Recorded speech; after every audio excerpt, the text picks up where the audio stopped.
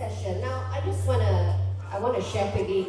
When I came here, I took a seat in front, and I was all ready and prepared. And then someone asked me, "Hey, you the MC, right?" I said, "Yeah." "You not nervous, ah?" And I said, "No lah, I do this right for a living." "But do you know who you're going to interview?" I said, "I know."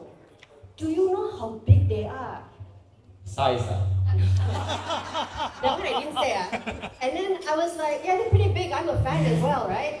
And it's like, everybody's gonna watch you, you know. Everyone's gonna listen to what you say because of what they're saying. Now I'm nervous. Thank you, Mr. Romeo. See, his name is really Mr. Romeo. He was the first one here, by the way. Okay, he was the first one here, and he's a diehard fan, and he's learned a lot from the two of you. And I hope everyone can take away something from today as well. Now, without further ado, welcome to Beyond Airbnb Smarter Property Investment in Kota Kinabalu. My name is Melissa Leong. I am your host and moderator for today. Now, before we begin, let me introduce our invited speakers who have joined us all the way from Kuala Lumpur, all the way, very, very far, all the way, okay? So, starting with the gentleman in baby blue, we have Mr. Sean Tan, who holds a degree in architecture and a master's in real estate. And he brings with him 15 years of industry experience and early investment successes. He also says failures because this is how you learn. And to his mission of simplifying property knowledge through videos and property reviews nationwide. You might know him through his YouTube, which is iherng, correct? Let's give him a big round of applause. Yeah. Hi guys. And the other handsome gentleman on my further left in black is, does he look familiar to you? Yeah. Yes, of course, because he is better known as the charismatic host of Malaysia's groundbreaking financial channel, MrMoneyTV himself. So this is Mr. Peter Yong. Hello. Hello. Thank you for having me. He is the visionary behind Finlit Media, a dynamic media startup with a mission centered on empowering individuals through engaging, educational, and entertaining content. And he holds a psychology and business management, a degree in psychology and business management, underpinning his multidisciplinary approach to financial livelihood. Basically, he knows a lot of stuff, okay? As you can see as well, he's a registered financial planner with so many years of experience. And he is also, he has worked with esteemed financial institutions such as MOF, KWSB, BSN, BND, Capital, Prudential, and many more. If you want to know more, of course, you can chat with them later, okay? So ladies and gentlemen, once again, a big round of applause first to welcome them to Kota Kinabalu, Sabah. Why you get the word handsome one? Can't help. Only to state the obvious. only he got handsome. Oh, sorry, you see, I start something already. Both very handsome, okay? Sorry. Now, we're going to talk about Airbnb today. Now, let's just get a feel of the room first. How many of you here have actually had an Airbnb experience? I want to see hands in the air. How many of you have tried Airbnb before? Put up higher lah. You put like this, I cannot see. You have to put like this. Okay. How many of you are actually Airbnb? You actually have an Airbnb property? Good. And how many of you are interested or curious about starting one or being invested in one? That's right. And the rest of you are here to see the handsome faces. Correct or not? Okay, it's okay. It's not helping already. You don't need the conversation now. Sorry, I said handsome one. Okay, alright. So before we get into all this serious stuff, let's get to know them a bit more. Maybe we start with how you first started being in the property business, and what was that journey like for you? Let's start with the handsome gentleman in blue. Buta. So I grew up seeing my uncle and auntie buying property, talking about investing. So the only way when I started is there were only several alternatives for investment: gold, stock market, and property. Forex that time is illegal. So when I was 21, I was already into properties. So I bought my first at 22. So now after 10-15 years later, I get to witness the benefit of holding long term. Of course, along the way, I also accumulated a few, failed a few, and I realized nobody is talking about it. Right. Because if you listen to parents teaching their children, all you need is just 10%, which is so wrong. Don't know who said this one, right? And that's how I started. But for everybody who came here today, the coolest story is my house flooded, so I was attached to my aunt's house for a while, right? Then she is the investor.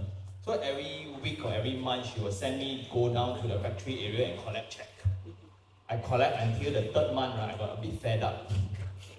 Why you ask me to go and collect check, right? And why must they give you check? So she was just entertaining a 16-year-old. So then just they are paying for space lah, right? Can we do something about the echo? Who is the audio guy? Yeah, sorry, it's because for everybody's. Okay, okay. So because of that, then only I realized to a 16-year-old what was quality of space, what was quantity of space. And a lot of people who are fearful of property, it only means they have not rented a house before. So I realized that was the gap, and that's how I started. Then from there I did my architecture, then I did my master's in real estate, then I devote myself to this art. So I was in development for 7 years, contractor for 2 years, agent for several years, marketer for several years. Then nobody want me really to do YouTube. See, if people want me, I become MD, correct? Yeah. Well, everyone has their calling, true or not? Yes, and to be fair, it's not like just like any YouTube, you know. I mean, am I right? How many of you have really benefited from iherng's advice on that page? How many of you here are actually like followers and you learn a lot from them? I'm one of them actually, right? And I wish, my only regret is I didn't discover it sooner. Oh, my fault, I didn't start earlier. Okay, then your fault lah. Good that you take ownership. So how about yourself? Peter?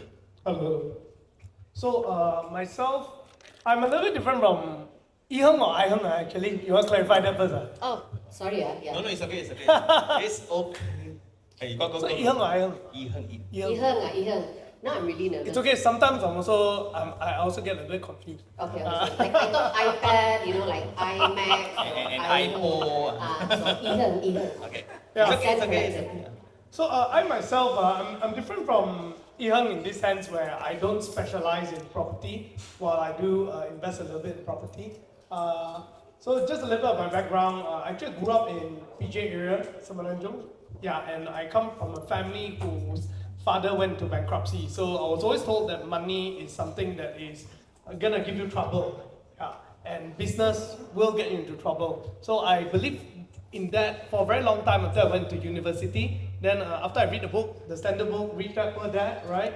Yeah, it kind of changed the way I think about money. And from then I realized that the difference between someone who's average and someone who has a more successful life is simply how you think about money, your perspective and your relationship. So then on, it got me started on this whole trajectory to repair my own relationship with money. And after that, it benefited me and I felt that it's something that can help others. So subsequently, I went to work in the insurance industry and unit trust. So I became a financial advisor or wealth planner, right?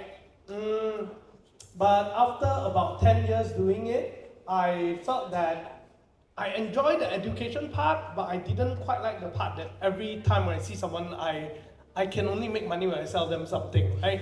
So you can't just sit and educate people, right? You can't sell a policy, eventually you're gonna have nothing to eat, right? So eventually during the time I saw like there's an opening there in YouTube space. What if I put a video up, got people watch, then let's see where it goes up. So then I put up the video. I still remember at the time I saw iherng's video. I thought, got people talk about property also. You start first, what? No, you start first. You start earlier than me. Shit, really? Are that old man? You start 1 year earlier than me. Hey, that time very hard to find one. You have to find very specific. Hey, this guy, iherng. How you talk about property anyway? Oh, like that also can, huh? Then the rest of the other peoples are all foreigners, right? US people. So Like I thought that there's also no can. Malaysia Yeah, that's representation. true. Yeah. So I decided to start that, and here we are today. So when it comes to my investment philosophy, someone asked me just now, are you a believer of property investment? My answer to that was, I'm a believer of money. I think what you need to do is follow the money. If it makes money, you do. If it doesn't make money, you don't do. Yeah. Yeah. So anything that makes money, that's my belief.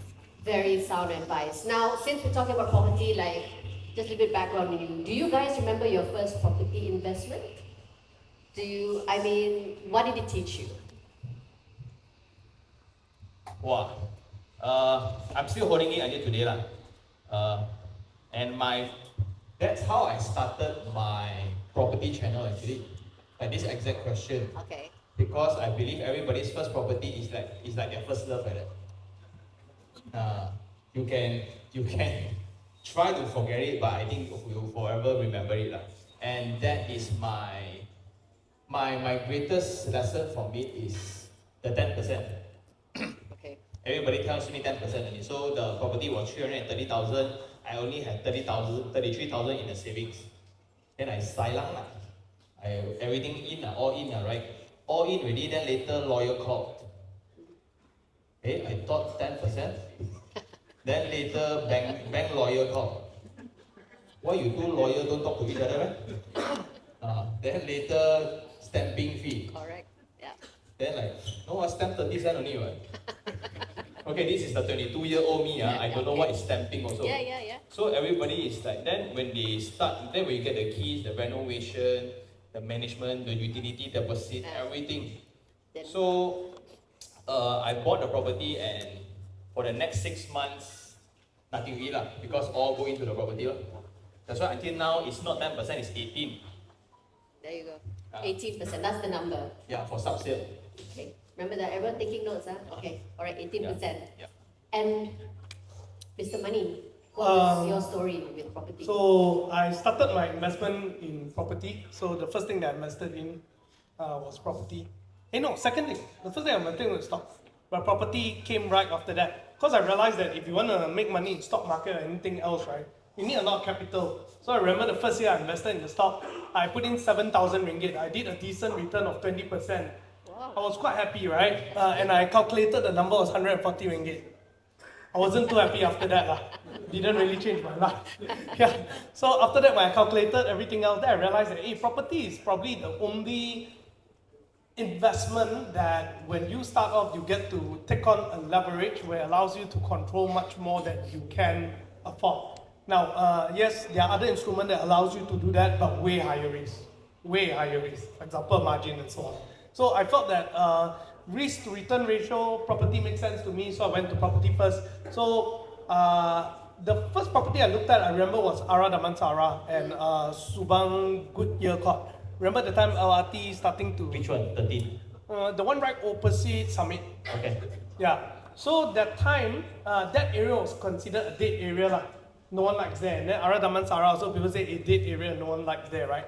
And I have this thing where I've calculated my quota. I don't think I can afford a 600,000 house. I can afford something about 150K. Yeah, so I chose those walk-up apartments. So here I want to clarify. A lot of people thought I bought low cost. It's not low cost, It's just walk-up apartments.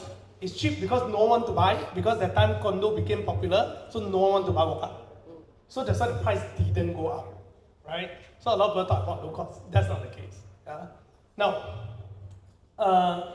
then during that time, I still remember there's these two issues. So I went back and asked my mother, I said, I want to buy this house.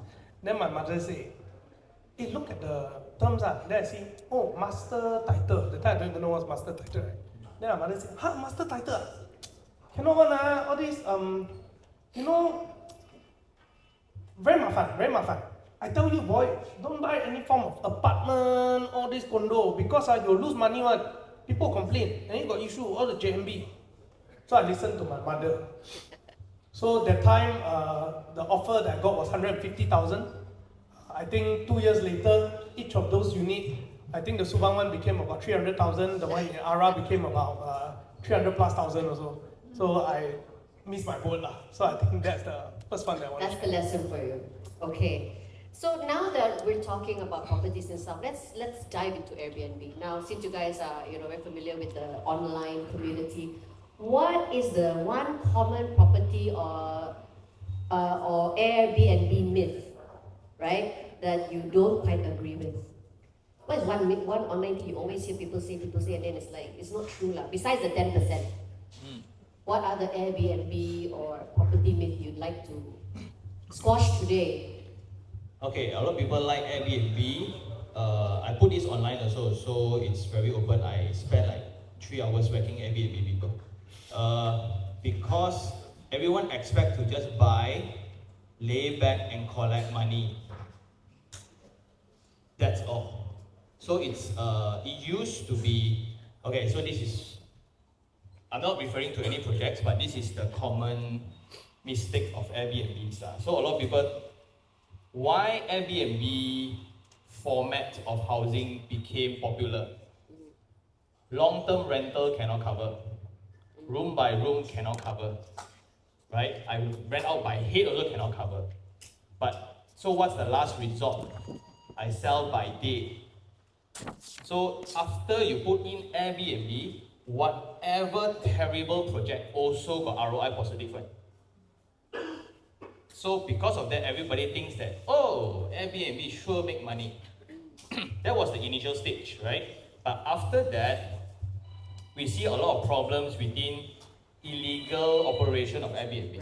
Right. Yeah. Within residential settings and things like that. So now JMBs or owners got right to voice against. So now we see, I'm going to just deep dive into Airbnb, right? Yes, go ahead. So this highlights 3 different risks of Airbnbs, right?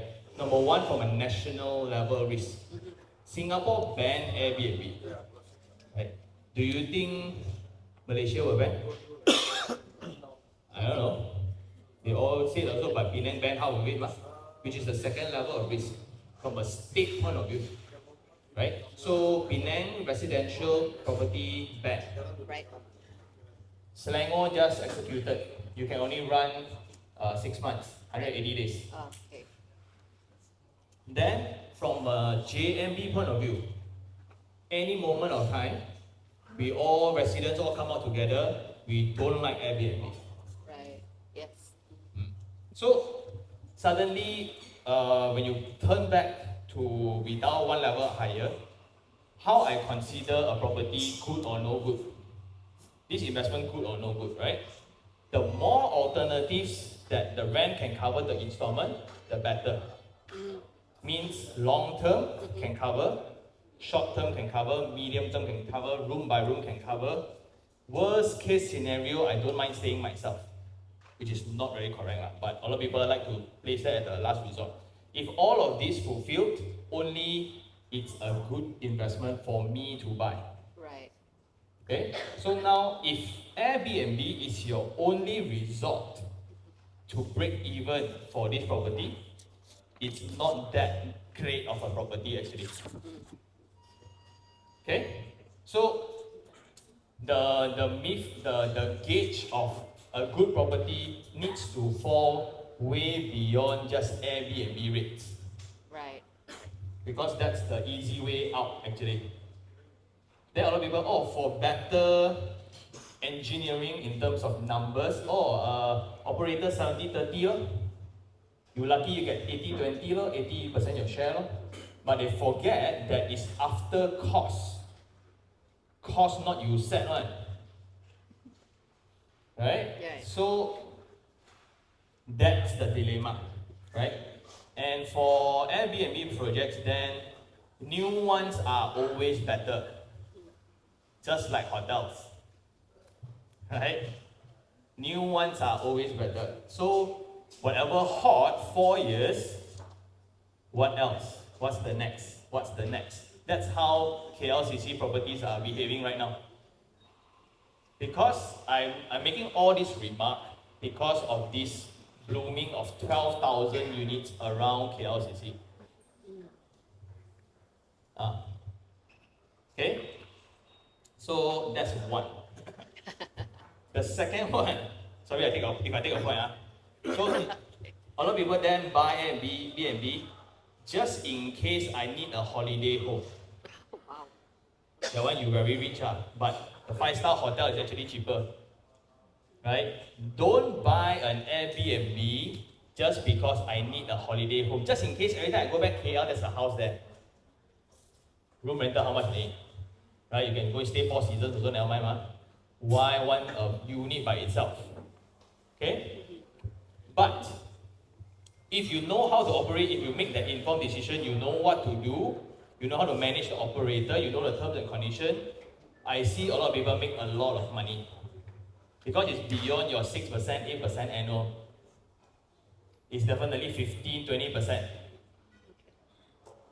Yeah, so just to get that expectation right, it's not your great wrapper for terrible products. That's why now only we can see purpose-built Airbnb short-term stay projects. Right, yes. I don't want, I sell halfway already, cannot sell. You know what? This one Airbnb can run one, can sell one.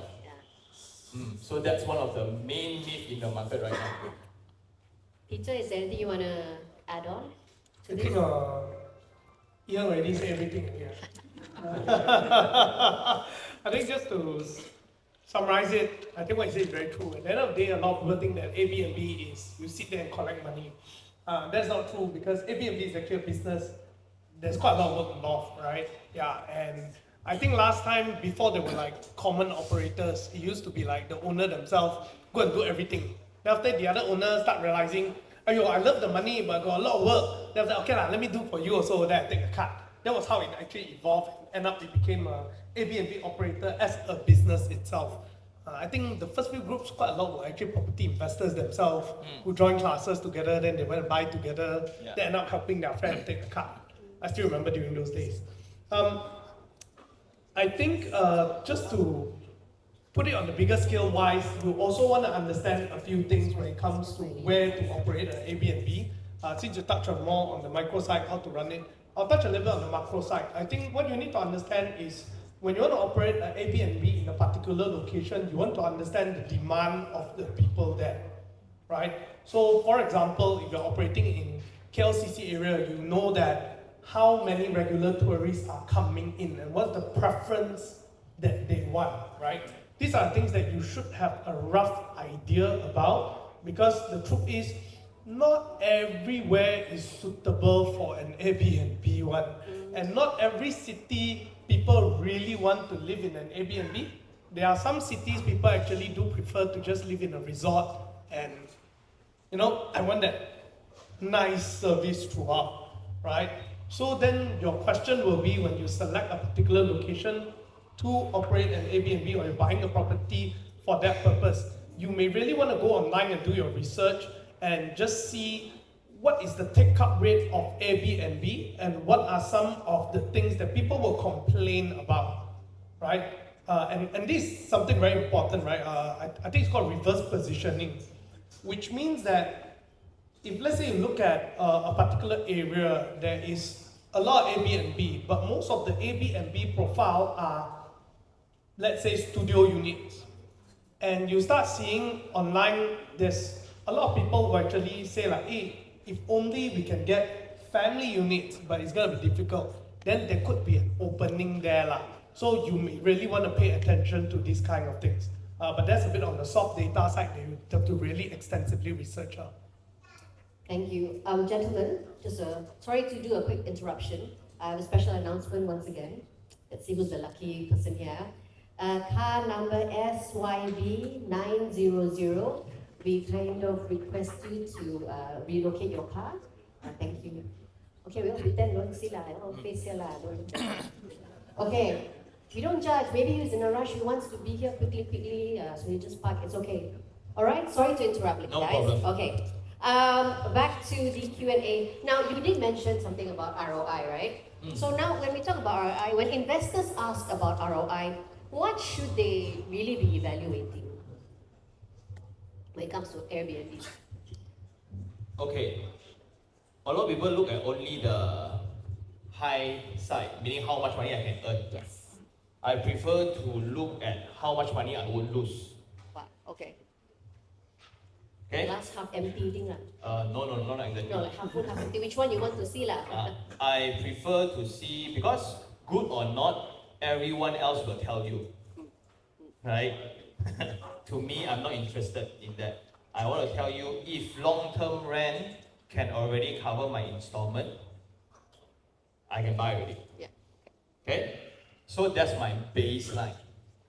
If I want to maximize more money, here is still allowed, like KL cannot already. I can still add more rooms, right? I can still rent out room by room.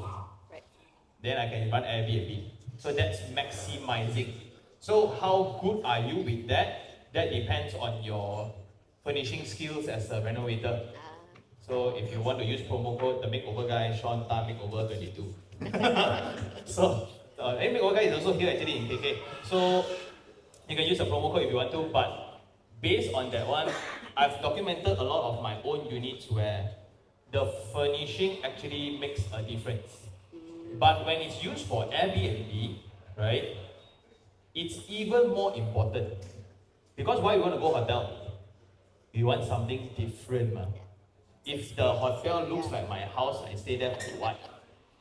Right, we want that special twist. So the amount of colors, the rationale of design can be a little bit more extravagant. Right? Everything very rational, must be sika. That one, it looks just like any bedroom. Okay? So that is the trick. That's why I don't know whether how good you are. Right. And then who is operating your unit. Okay. So the early stage of Airbnb, personally, I don't like Airbnb. But I designed the highest ROI Airbnb project in Johor. Because I don't like it. So I know all the pain points. So first of all, if you don't really know how to run it, or the developer just takisa, your lobby is going to sound like Pasar Malam. Correct. Yeah. There will be 8 checkpoints. Oh, so I book from this operator. Then you got 8 counter. Then all of them are competitors, don't like each other. Oh, who is this guy? Don't know lah. Walao eh. So that's why now I've strongly suggested a lot of JMBs and MCs. So like, how do we run this better? A lot of operators then hate me because of this statement. I asked them to ask for a very high deposit. Okay. So one unit you want to run as Airbnb, 10,000 deposit. If you want to run more than 6, 100,000. Then why you want to cut people's pathway to rich or wealthness, right? Wealth, right? To me is, if you cannot put out that deposit, the main concern is I don't know how serious you are. Right. Because there's no requirement on registering an Airbnb. Like, everybody can be an operator, and all I need is an online account. And everybody got Gmail, right? Everybody can become operator. Wow, then how? So how then I gauge this one good or this one no good? And the good one, very good lah. But then the people always complain about the not good one. The more not good experience goes around, the building's reputation will go down. Yeah. Then you are suffering because your neighbor's Right. fault. He didn't change the tilam lah, expecting people don't know lah. Right? Toilet didn't wash, want to save 200 lah for cleaning lah. So, coming back, these are the things that I would pay more attention, but that is the skill sets as an operator. Right. So if you want to go this route, I want to be a hotel operator, these are the skill sets you need to know. By 62%, you need to break even, whether you like it or not. So if not, don't do this business. So like 62 weekdays or weekend, you go and calculate yourself. Okay? So, but if this product, really my Airbnb skill sets suck, I can just rent out long-term loan and still cover my installment. So I can just have, I calculated this this one, my math my math is about 7 to 8%. So it's a debate between 7 to 8% long-term, or I want to go to 16%. Then at 10%, right, if you are very rich, right, it's not worth your time one. So then you need to value that, that's the next level. So that is my gauge on whether is this to buy or to go for or not this project. Like how much to make, that one up to you, because I've seen incident, this one cannot go on camera lah, but there's a low cost unit where the owner dressed up 200,000. The unit cost about 100 plus a day. Wow. So the unit bought macam istana lah, in the middle of low cost, but people will pay 300 just to stay there. Oh, can do, because it's very different. Then some is the rumah kampung, dress up very nicely, or a corner lot run very nicely like a homestay. All can make money one. But then, do you have the skill set or not? Right.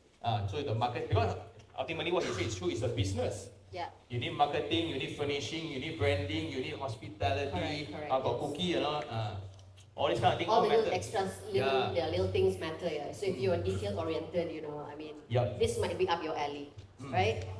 But in that sense, now that we're talking about performance, so maybe Peter, what do you think in terms of performance? What keeps an Airbnb consistently performing well? Like, what are the things that make something that make an Airbnb perform well? I think like what you mentioned just now is a lot of details, right? And when you run an Airbnb, it's a business. So think about it. There are a few costs that I think sometimes Airbnb investors forget about that hit them later, which is like what Iherng said. After about 5 years, you have other developing units there. It's all about how new is your unit. So the maintenance of the unit is also key, right? If you actually have a unit where you furnish it up and maybe you didn't use very good quality products and the tenant selection wasn't very good, and end of the day, after 5 years, your unit is just gone case. You're gonna put up quite a lot of money just to fix it up, right? And then what is your age? So here's the thing, if your age of your unit is purely dependent on design, you really want to pay attention to the design to make sure that it's something that can last longer. You don't want a design that after 3 years is out of touch and it looks extremely old, right? So that is something that you got to pay attention to. And unfortunately, my eye for design is not that good lah. So usually I'll get other people to do this kind of stuff for me. Then another one thing also is you have to actually, I think the easiest one, I think about the colors, right?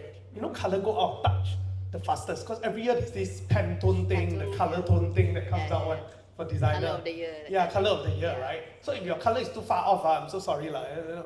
Yeah. So try to use things that are evergreen, like you mentioned. Another one part of it is that try to find age of your property that makes it get rented out, that is not based purely on the design of your unit or how it looks like. Try to add some stuff. For example, service. So how I learned about this is also through a lot of business owner. Like I got one friend who actually runs the nasi lemak shop, right? How many of you been to Semenanjung nasi lemak shop in KL? Yeah, so it's quite famous nasi lemak chain right now. So he told me this one thing. He said, Peter, you notice all my glasses are double wall metal stainless steel glass. He said, you know why? So that when there is ice, right, you don't have all this water coming out.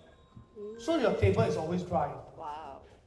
To the extent of detail, every shop is properly soundproof so that when you sit and continue chatting, you don't feel very annoyed. You know, you see in some shop, the echo very loud. Yeah. Yeah. So I think that is the key skill when it comes to running an Airbnb, right? What are some of these details? Like you mentioned casually, do you have cookies? Yeah, that's basically what it means. Do people feel welcome there, right? So I think these are some of the things that you really want to pay attention to, and ultimately also how you market it. But if you are using an operator, then you better choose the operator who knows how to market lah. If the guy don't know how to market, gone, right? No matter how good your food, just a restaurant, no one come. Yeah, at the end of the day, these are some of those little things that will make it. So here's the last thing that I want to point out in terms of performance, right? Which also relate back to the earlier question that was being asked. Should you invest in an Airbnb?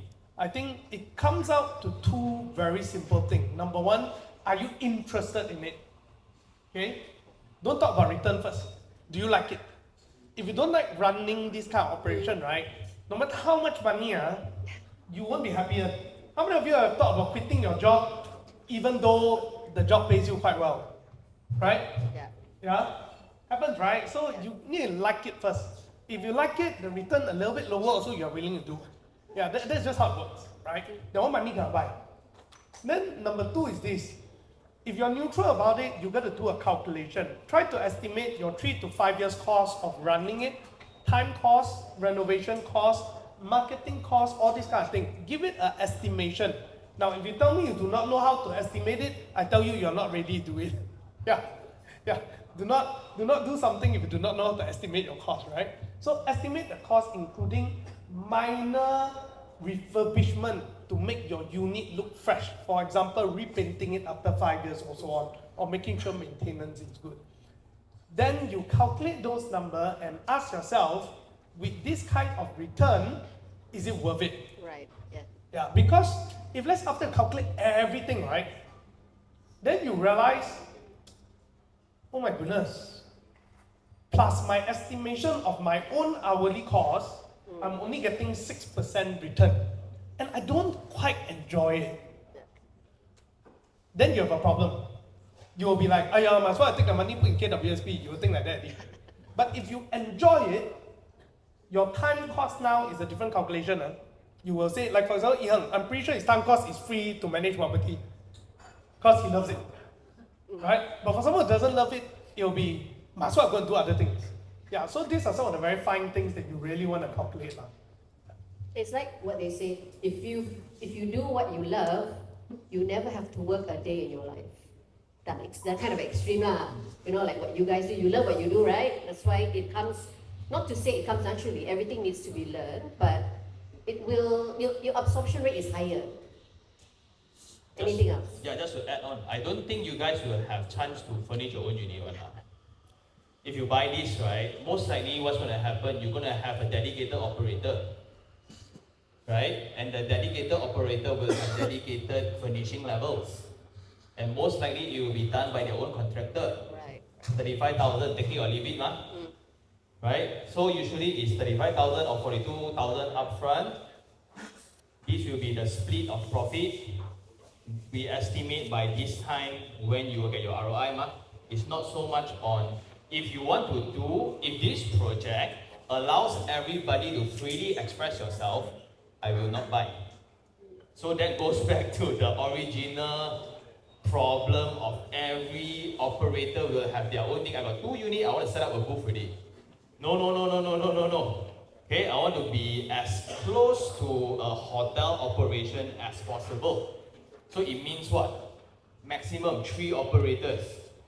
I'm pushing it at 3. Okay, and 3 of them, who gets to have the final say? Most likely in the early stage is the developer. And this is what we see after evolutions of product in KL. Last time everybody can run. Then now JMB only shortlist with deposit and qualification and performance, only 3. So not only you must prove yourself in terms of money, in terms of performance, only I let you run. Because the worst thing is, if everybody runs, if all investors all do Airbnb themselves, everybody lose money, nobody wants to pay maintenance fee. Then the building will just right? And that's not what we want. Okay? What we want is a very systematic, organized. You buy this is the estimation for Airbnb 7-3 split, what's your profit? If I go long term, what's my ROI? And this is also a thing. I don't know this one can say or not, but okay. Just say only. For me, Airbnb play needs to be short term. It's not long term. Because it's this. Why would anybody want to exit a money-making Airbnb unit? So when will an Airbnb investor sell? When he start losing money? When he start losing money, he's not the only one. So when one lose money, it means the whole block lose money. So everybody starts competing in pricing because every unit looks the same. see who throw price better. And when everybody throw price, operator don't get their share, everybody treats the new Airbnb guests worse. So again, the viral. Okay, I'm trying to scare you all. See, okay? Because this happened. That's why I was very, very harsh on Airbnb operators. During COVID, whatever signed tenancy, whatever agreement, right, all throw out the window one. I got no money, you take back your unit, please. Then you estimated your return was 17-18% per month. Woo-hoo. No. Because you signed with a 2 ringgit company, now not 2 ringgit, but now, how much are now? Startup company? 8 Still got 2 ringgit. Still got 2 okay. Still got. So 1 ringgit, 1 ringgit. Still got. You just chin-chai, open a company and that's it. No accountability one. So that's what we don't want. Okay, so if you want to have personal expression in your unit, may I suggest individual title corner lot houses around Sabah? Lagi best. Right? You do whatever, you change your house into a temple, also your neighbor. Right? So you can do whatever you want. That makes more sense as an Airbnb operator. This is an Airbnb unit investor.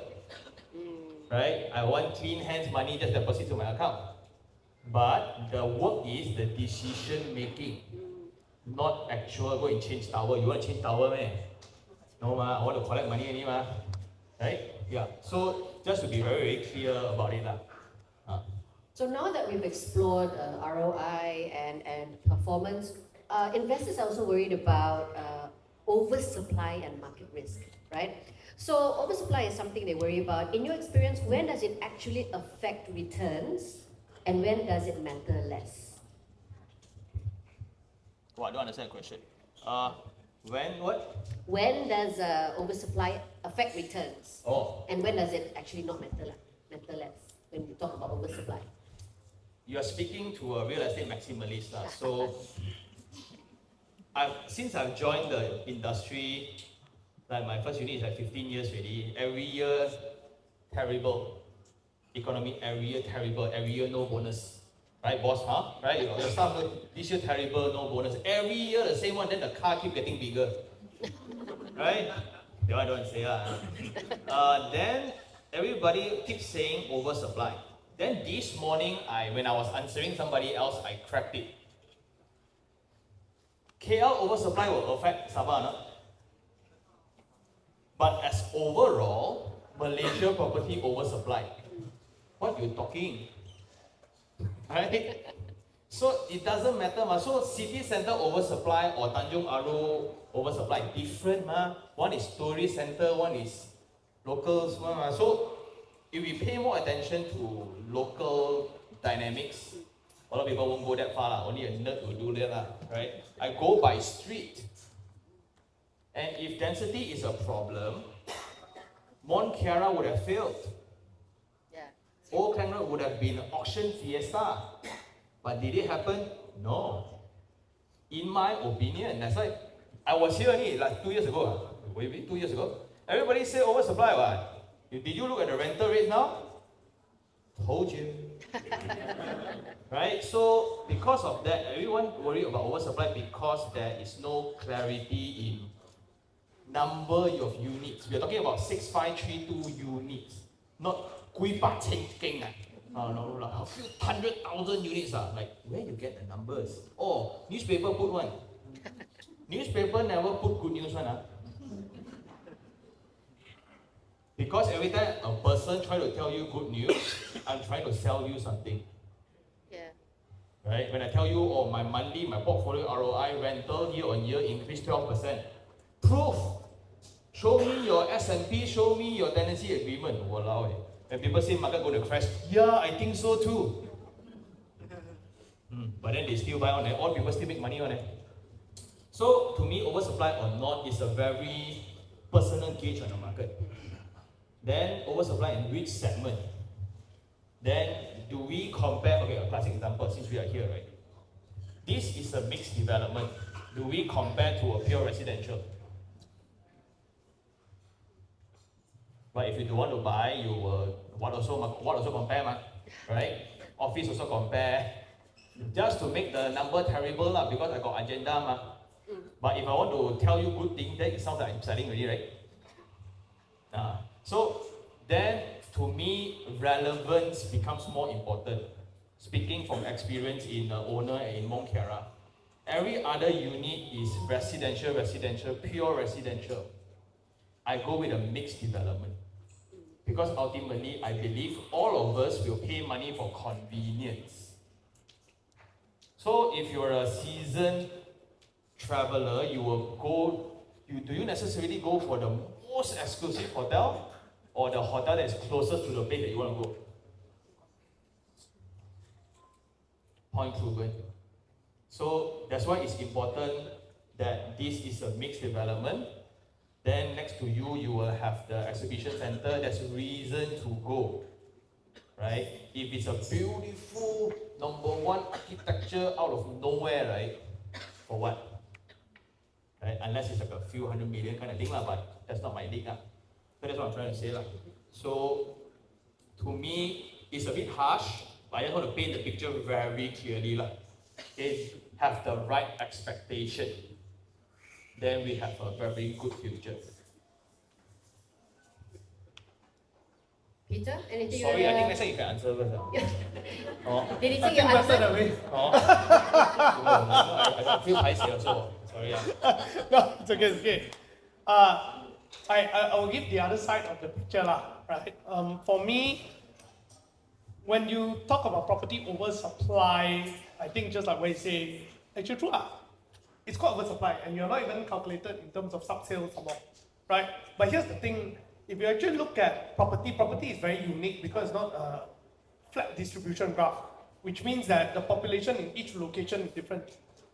So, for example, in KL, I always tell people this one thing. I say, hey, don't simply buy property. I'm not like every property also to buy on, because I follow the money. But there are certain locations you can't go wrong, no matter how lousy, because there is a lack of supply if you are talking about that particular concentration. And so I think when it comes to oversupply or not, the answer will come down to the particular demographic, the particular needs for it, particular demand, right?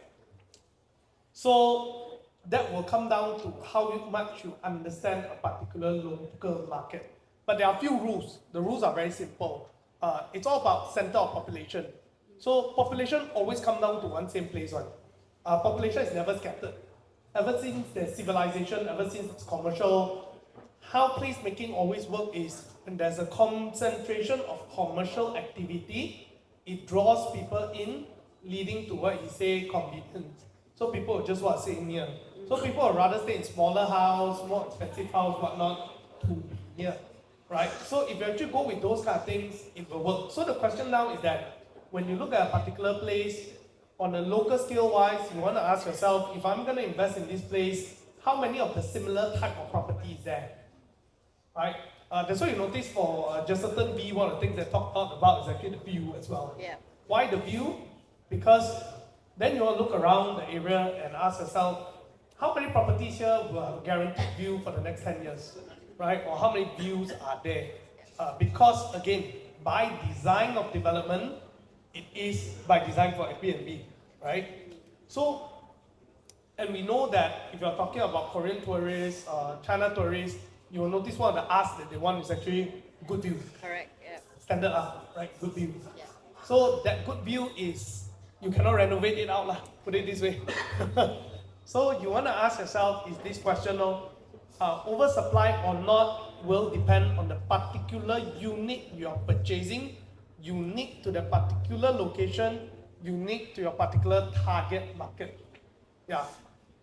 Then you get your answer. So, yeah. Sorry, I thought a lot today. But that's the whole point, right? Correct. Why oversupply is a concern is because I worry I lose money, right? And one of the risks of Airbnb to lose money is because there will be newer blocks coming out, right? So the hack is, as long as you get cheaper than the latest project and rent out at the rate where you can cover installment, in the long term, is already a foolproof. Okay, so if all sub-sale is this price, let's say 1,000 per square feet, right? A new project, 4 years down the road with all the brand new facilities, with a brand new mall, selling lower than an existing sub-sale. But the current sub-sale rent can already cover your future long-term installment. You get my point? Am I going too fast? Okay. Let's try again, huh? Let's try again. Let's say you got 6. Hey, your agent, bro. Bro, okay. Now let's say market median price is 1,000 per square feet. Okay? Technically, the new project would be selling higher or lower? Higher, 1,003. That's why I might consider buy a sub-sale. But if the new project is going to be selling lower than the sub-sale price, does it make more sense to buy the new or the sub-sale? New. But then, what's the good thing is, your safeguard is the current rent can cover your future installment. That's your guard already. So if oversupply, right, let's say another 30,000 units built, who die first? The sub-sale die first. Because they are already stuck at 1,000, your lifeline is longer. You get what I mean? Clear? So that's why you can see the direction. I don't want to maximize that one. I can do it later. As long as I safeguard, I got a lot of precaution, all good. Because I'm inspired by you. Actually, to put it simple, it's just everything is a price. Everything is a price. As long as the price is right, it's a good investment. Yeah, that's how it works. Same thing with stock, same thing with anything else. You tell me the lousiest company, if it is way cheap, it is still a good investment. Yeah. I want to know, we trade crypto that were with the upper limit. It's just that limit. Correct. I don't know got traders or not here. You got trade a higher limit, lower limit. I just protect my base only. Right? Yeah. Sorry. Yeah. Yep. No worries. I mean, if you all need any more clarification, they'll be here. We have a Q&A, don't go anywhere. But now we speak about KL versus KK, because I know you guys are like Klang Valley, KL people. But we all here, Sabangs, let's look at the KK perspective. You want to do that? Okay, let's listen to the input. So from the Klang Valley point of view, right? What surprised you most about when you started looking at KK? Okay, I'll go first. We let Mr. Money go first. I think one thing interesting about Sabah, when I look at it in KK, is that the tourism rate. Tourism has been growing quite fast in Sabah ever since COVID. I think last year it was stated the recovery rate official is about 89% already. I think up to today it should be about 90 plus already. So I think targeted, from what I've read, 2027, 2028, you are talking about 4 million tourists a year. Surprising, from my last time visiting here up to today, I noticed there are a lot more Chinese tourists, there are a lot more Korean tourists as well, and there's a lot of talks about, like, definitely MM2H is one, and the property purchase price for MM2H is actually lower here. Yeah, so there are a few factors here that actually makes it quite interesting as an investment destination for MM2H holders. And because surrounding here as well, there is quite a few attractions. What happens is, we know that on the global side-wise, if you check out the word Xiaohongshu, all those, they do always talk about Sabah. It's one of the hot destinations. And from data, from what I've seen, KK Airport is also going to be expanding. I think they're expecting to receive, I think, at least 50% more people in the next few years. Yeah, so you're really talking about high inflow of tourists. And there will be more established direct flight to China, different cities, because there are certain smaller cities, you won't be able to take direct flight, you will go KL first, then coming here, but now there's going to be more and more direct flight. So all data points to the idea that there's just going to be more tourists, right?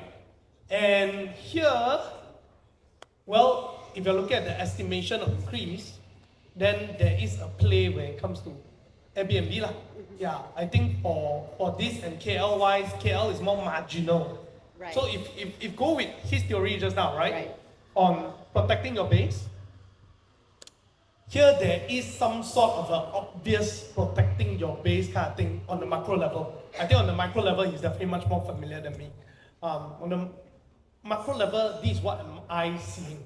Then in terms of the number of units, when I look at it, also the types of units.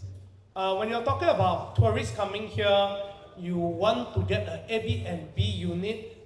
Families who are traveling as a group, from what I've seen and what I've heard, there is a strong preference to bedroom units, a couple of bedrooms, and stuff like that.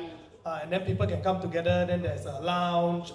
So even some 小红书 say, hey, 记得 stay in a Airbnb because you can have durian. But apparently now I hear that, most operators don't allow durian, right? Yeah.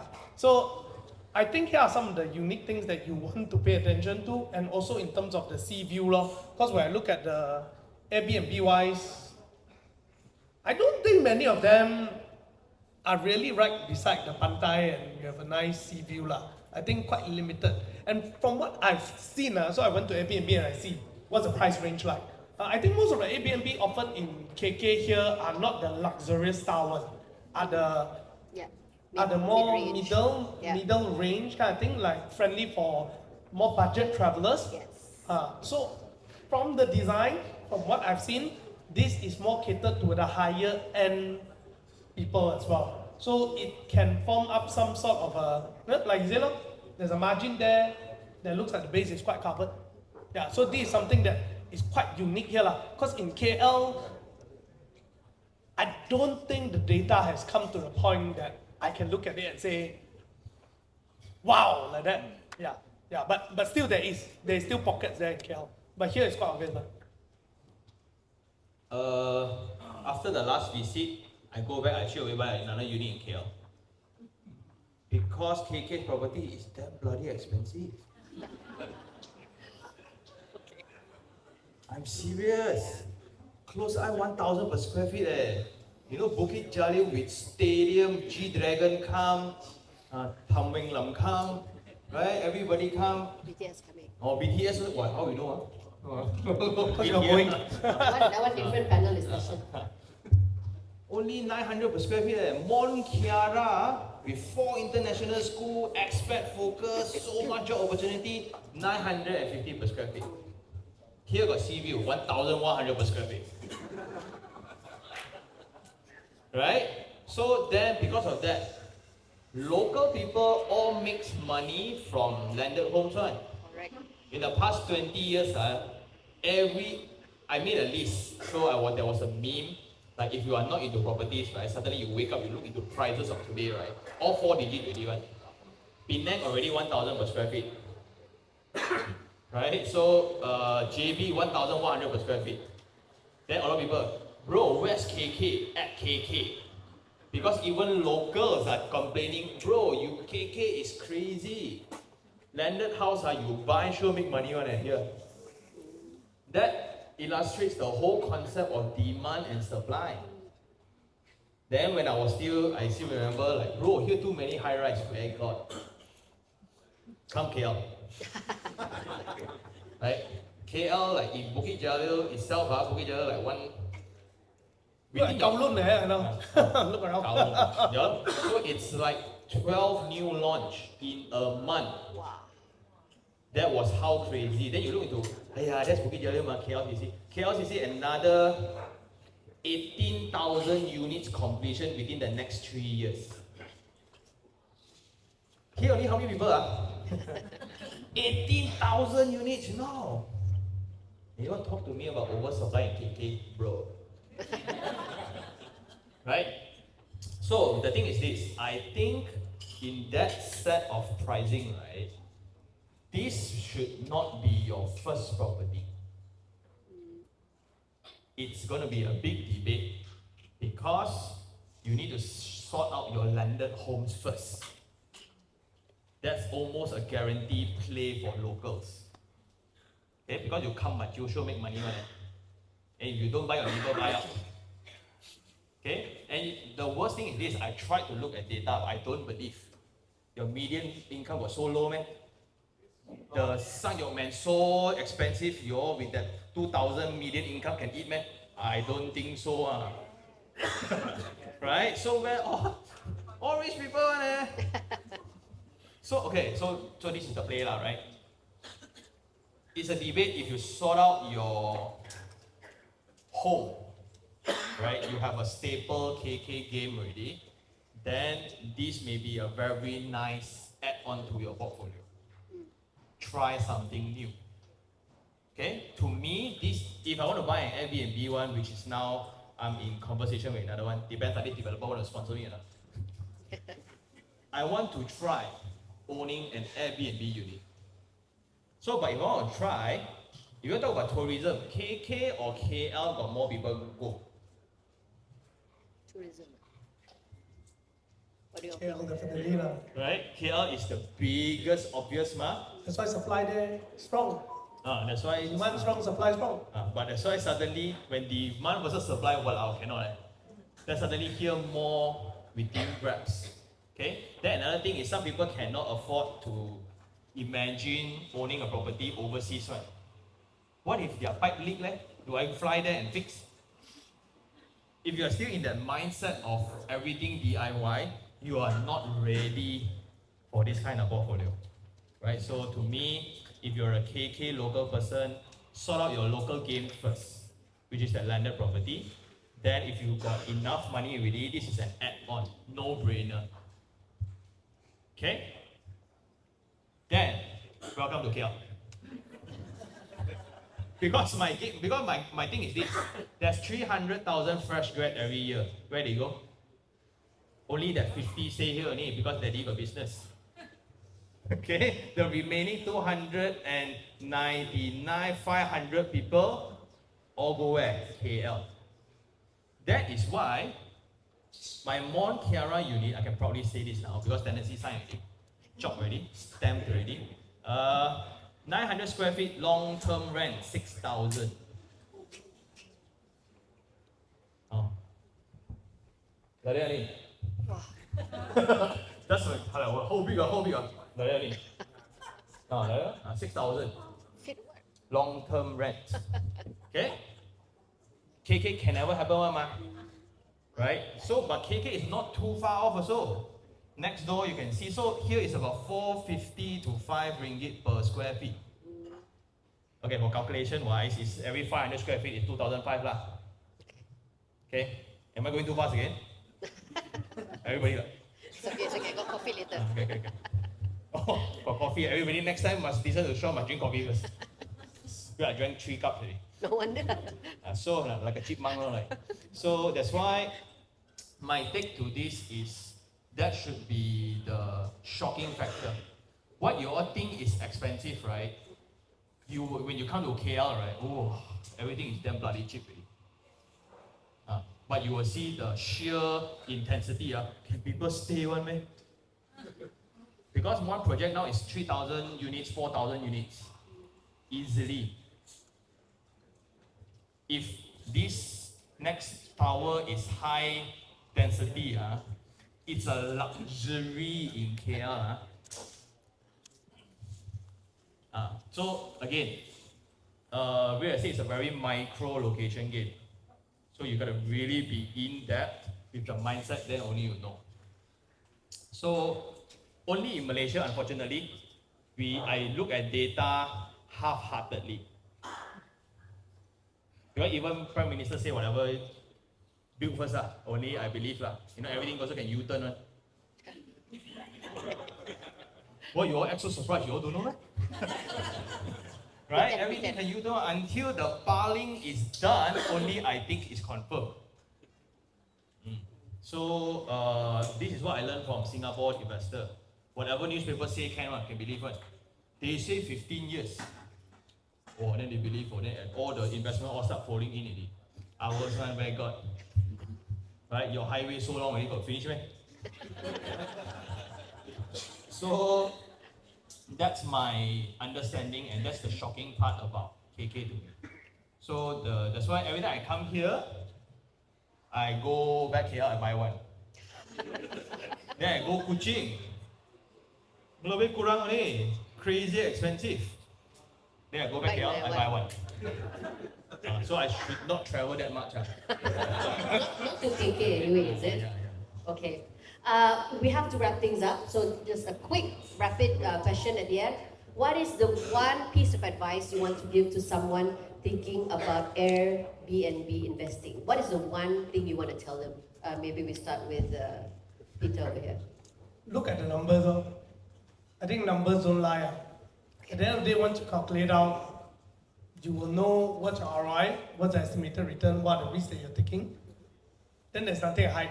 But if you are putting a lot of emotion in it, like how I feel about it, is it a nice property, do I feel proud owning it, stuff like that, I think that's where the killer that kicks in. Right. That's when you tell yourself a lot of funny things like, oh, actually those are all part and parcel of future investment, this and that. Then may not make that much of sense, in my opinion. So just look at the numbers don't lie. Yeah. Sean? Airbnb investment unit is a short-term game. 5 to 7 years, let go. Because the first 2 years is going to be a loss leader. Everybody renovation, right? Everybody know what they want to come on. Okay? Until everything settle down, the more settle down already, that's when your rate is going to be the highest. Facility that tip-top condition, right? JMB, everybody's still very passionate about the project. Okay? That's when you sell. But a lot of people are like, I just want to make money only, like. Money just start flowing in only, because back to the other theory, when rate starts falling, people start exiting, everybody else will follow. Then only you will see the second wave of operators, where now I match the new current rate of the room rates versus the current selling price. So now, based on the existing Airbnb projects in KL, there's two waves, right? Those who made money exited when it was still hot. You don't exit when it cooled down already. Okay?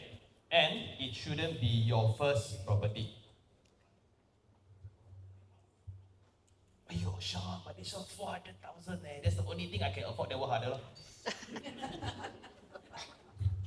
Serious, because I don't think it is suitable for you have not experienced property investment before. Get something, rent out long term. Unless you want to rent out long term, then I'm all good, right? Which makes it weird because I haven't checked really with the team, right? If I can rent out long term, which is already covering already, which I rent out room by room, confirm can cover. When it comes to Airbnb, then it's a guaranteed earn just how much more, right? Will the Airbnb business affect my long-term rent? That's one uncertainty, okay? The second uncertainty is what's the commercial going to be like? Because we judge the building by the commercial, right? You look into the residence, but downstairs, wow, so happening, well, must be good lah. Okay, but if downstairs like goes down, no matter how fabulous your unit, no point. So I choose the player. Very, very important lah. Okay, and your definition of a good mall and a KL definition of a good mall is different. We got too many more. Okay, in 10 minutes then I got 7 more. Imagine my wallet with no money. Yeah, so that's my reminder for everybody. Okay, a bit harsh today, but because this is a topic I've been discussing for like 5 years already. Finally, it becomes useful today. Not every day on the camera, I talk to the camera look at me. But I like how the path is going, because if this format of housing is effective, it will activate the entire outskirts of Malaysia. Because what I see from the other developers, friends I have, Kuala Terengganu, the Airbnb unit is going to be better than the hotel. Because the best hotel, right? Imagine Langkawi. right? Imagine all these places where a normal investors will not want to go. But if I have a reliable operator and a business format, I can scale up. You won't complain you got 8 money-making Airbnb units, right? So if it's money-making, right, it's not a conversation whether one or not, it's how many units you want. That's the next level. But again, if your first home belum beli, tutup mata. Go sort out your landed home first. That's my take. Thank you. I mean, tough love. If it's not tough love, it's not Sean, right? I mean, if you watch Every time I speak already, nobody will. like you're gonna scold by the teacher like that. Everyone need to reflect on life after talking to you. But thank you so much. Let's give them a big round of applause. Thank you for your nuggets of wisdom, powered by coffee. But the day is not at an end yet. We do have a Q&A session, so sit tight, guys. For the Q&A question, I think they'll flash the Slido QR code very soon. So you have a choice, okay? The shy ones, you can QR code here, and you can type in your questions. Those who want to get straight to the point, grab a microphone, you go around with the microphone, and I tell you what, this is where your bravery will pay off. If you have a microphone, your question very sure will be answered. Slido, they will curate the question, 50-50. So if there was a time to pick up a microphone and talk, this is it. If you really want your burning question answered, Kevin here has the microphone. So just put your hands up in the air. Any questions? Any question? Any questions? Anything? Peter. But someone asked, how did you like Borinos? You went to chicken, is it? Oh. How does it compare to KL fried chicken? Okay, we start with a chicken question now. We warm up a bit. Okay. How was Borinos? I think by far when it comes to fried chicken, Moreno is my favorite. Yeah. Wow. That's because you're in KK there. No, really. So 2 years ago I came to Sabah. Everyone said you must have Moreno. Oh. So I was like, okay lah, let's go and try, right? Yeah. I still remember the time went there, then the whole chicken smell. It smelled different, huh?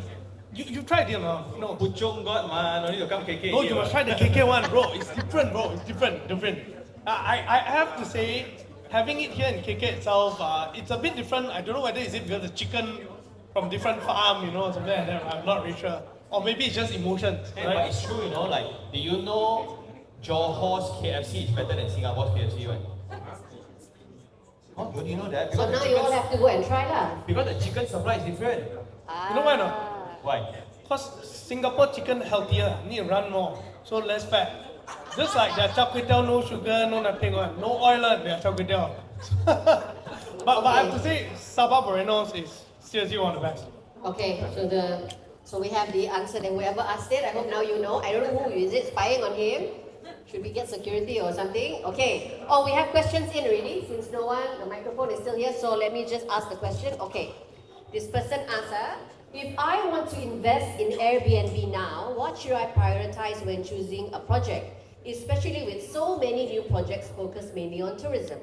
Is it safer to look at tourist-only projects or those with a mix of tourist and local demand? Local will rent your place, right? Local rent for Airbnb? Oh, you mean Malaysians lah, not KK Sabahans lah. Sabahans also. Yo, no house rent? Oh! Not just Sabahan, KK, like Awal, Santakan. Okay. I'm trying to scope what is local. Okay, your local is Sabah, my local is KK. It's like I got nothing to do, I stay next door. Now why? Quarrel with wife. Huh? Why? Quarrel with wife. Or quarrel with wife. Quarrel with wife, for those of you who didn't hear. I got no experience like that. You got just keep quiet. Okay, another show with you. My take on it is, you can't really determine whether is it local driven or foreign driven. It's still tourist. And tourists wants the same thing. Okay, so to me, a better question is, which one gives me the better or more stable ROI? If one side is 1,003 per square feet, this side is 800 per square feet, which one you buy? When the rental is the same? Why I care the local is from KK ke, from UK ke, whatever lah. Because the room rates is the same mah.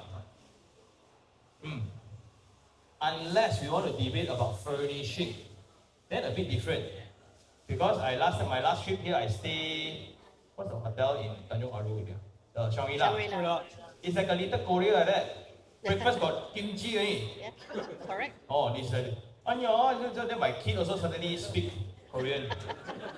So he went to the swimming pool, everybody annyeong. Then he come back to the room, annyeong. Because of that, then maybe your food selection needs to change lah. You get what I mean?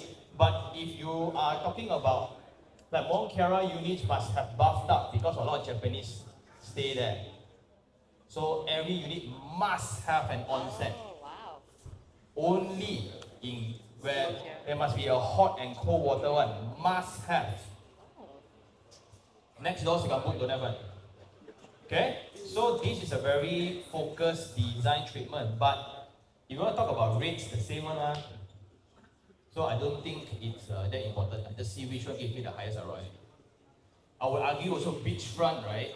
You all will argue, this is a very Sabah thing I realize. You all argue which has the best sea view one. Oh, this sunset view is the best. No, the other one is the best. I could care less. Really, I stayed Shangri-La in a week. I didn't even touch the sea. You get my point? That is how cold I am towards life. Only property only I like. So, you all argue about this kind of thing, but to me, I know Type E is going to have the window that frame up the view. Then you all argue jetty view not as nice as Tanjung Aru. This is a very Sabahan thing. So the worry is, if you put your preference as the tourist preference, that will be a bit off. Because to me, sea view is the same one. Okay, but does view matter? Yes. Have you, a lot of people go to Bukit Bintang before? Yeah. Right? Our research shows Bukit Bintang and KLCC one street only away. Airbnb rates different by 22%. Wow. Right? A lot of people will not stay in an Airbnb in Bukit Bintang because ultimately when I go back home, I open the curtain, the jagung. KLCC, by the way, if you want to know what jagung it really matters. So when they sell units with view and without view, huge difference. Okay? But as long God can really. No need which one. Okay? That's my point. Because if you have the best view, right, then developer also know you all like the best, right? They will sure charge you gao lah. Business, huh? Okay? That's why it's your worst nightmare if Sean Tan becomes the developer. You all sure won't make money. Okay. Sorry, yeah. You want to add on anything, Peter? I think ultimately, again, you're talking about investment, so it's all about calculation. So ROI is actually key, right? But here's where I think the view does matter a bit, yeah. But I get Young's point also.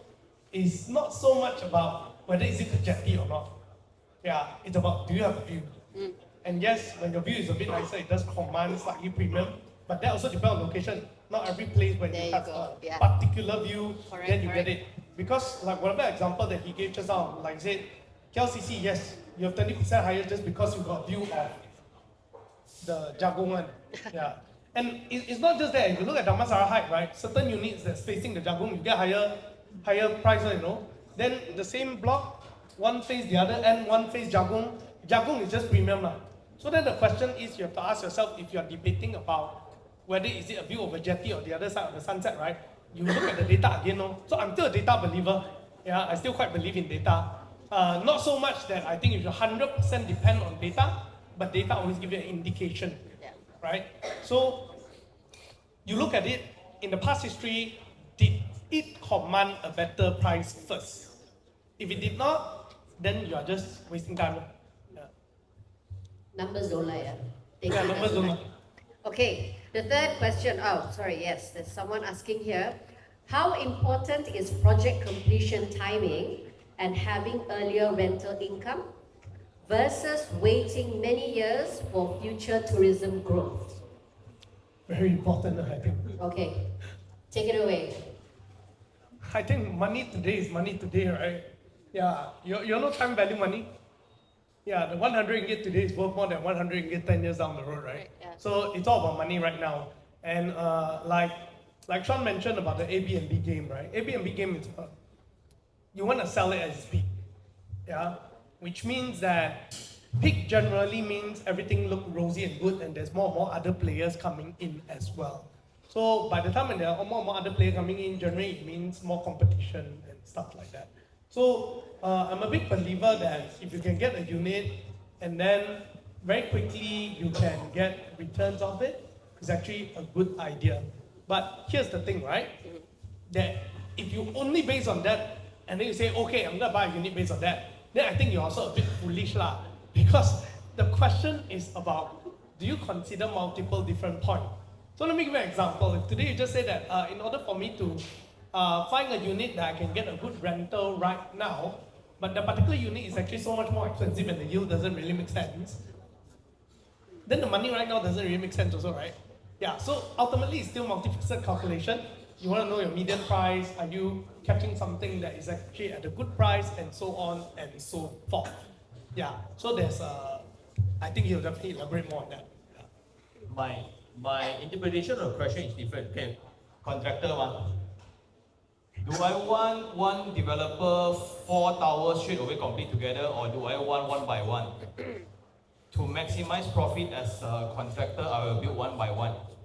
Because I will just have one group of people finish, second tower, finish, third tower, finish. Then who wants to buy the first tower? Because you are buying into a construction site. Right? Imagine one tower 4 years. No lah, if you discount 3 years. You buy in, you move in, right, for the next 9 years still in construction. And in KL it's very common. So now this has already been a conversation. So why developers want to one go build the whole thing all together? It costs them more money actually. I also question this developer lah. When I look at it, right, first of all, did you price wrongly? Second, why you want to do that? Because again, I want to maximize profit. So because we got not enough developers, you trust me. I think I worry that we have too little developers. Right? I like a lot of developers, so they will kill each other. Right? We will make money, you know all they make money. So back to the point is, I like one project all completed together. So when everybody can do renovation together, then in 6 months time, 9 months time, everything will settle down. Because new project, if you move into any new buildings before, the first 9 months is hell one. Yes. Right? And imagine you drag that times 4. 3 years plus 3 years plus 3 years plus 3 years. That's why one of the, if you all watch my video like you all say you watch, master plan development, the worst thing is that continuous non-stop construction. Yes, you buy phase 1, right, you will make a lot of money because you buy the cheapest. So you hope that the developer will start work on the phase 2. But you also curse the developer for starting work. Because you cannot sleep one. So it's a very dilemma. I want you to work faster, but at my convenience. Wednesday don't work because I OT. Cannot. So that's the debate. So to me, I interpret the question as I would prefer one whole project completed together, of course. But not many developers would want to do it.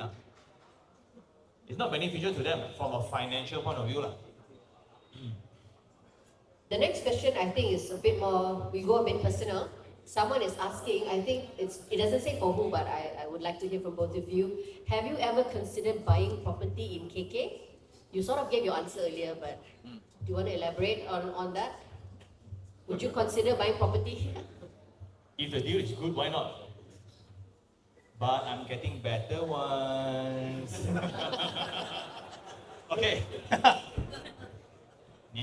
Okay. My take is this. I have 4 buying channels, not YouTube channels, buying channels. Buy new, buy sub-sale, buy auction, buy bulk purchase. I don't care which one, as long as I get the cheapest with the highest ROI. Okay, so this one you only have one choice, which is new. So maybe when completion time, a lot of you all people who make the wrong decision, buying way beyond your affordability, then I will come in. That's why once you are a property investor, right, whatever news also good news, right? If market good, well, very good. If market bad, also very good. Right? You will still make money, right? Material costs go up, who benefit? Investor, right? Supply stock, who benefit? Investor, So at what position investor will lose money? When he make the wrong decision. That's all. So do I buy KK or not? I want to buy a landed house here, but I realize I cannot afford. You can talk. I have one. We have an offer in the front. I have one list. I will not buy at market price, So that's the thing. So we were talking about this one, like this versus a landed home. Then landed home here close 1 million, 1.2 million. Then my friend in KK, his house, my one okay at 800,000. Sometimes got water, sometimes don't have water. This is a KK problem. No, yeah, it is. You're preaching to the choir. Yeah. It's okay, it's like that, 800,000, sometimes got water, sometimes don't. Then electricity is on. You see, and everybody, yellow. We cannot accept one. But all KK, all okay, all very friendly. We grew up like that one. It's okay. We grew up like that. Yeah, so to me, that's my take. How about you? Will be seeing you in KK anytime soon? I don't think I'm getting any property in KK. Yeah, not yet at least. My philosophy is same as Ian in terms of numbers. It's all about numbers. And I think by now, you all will realize that I will just categorize the population to 2 types very, very quickly. There's one type of people who can get property only at market price. There's a type of people who have access to property at a different price. These two are very different people. Although the rules of investment is exactly the same, but one is foreign to the other one. Yeah. And there's this very interesting thing is, this side don't like cross to this side also will rarely cross to this side, because all are exclusive bonds. So there's one thing that's happening in this world right now, whether we like it or not, just like we talk about KL, right? Like why he buy and why he say whatever is an opportunity, right? It's because he got money, so everything he can support because money. Yeah, but for a normal person, if today you are not the I have money kind of position, your consideration is entirely different. But if you have the money kind, your consideration is entirely different. Correct. Yeah. So it depends on which POV. So like when we talk about data just now as well, right?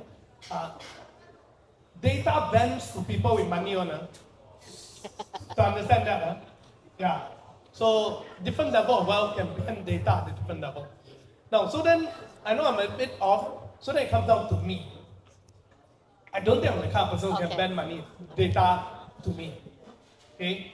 Number 2 is when I buy a property, I like it to be close to me because I can see. Right. Why?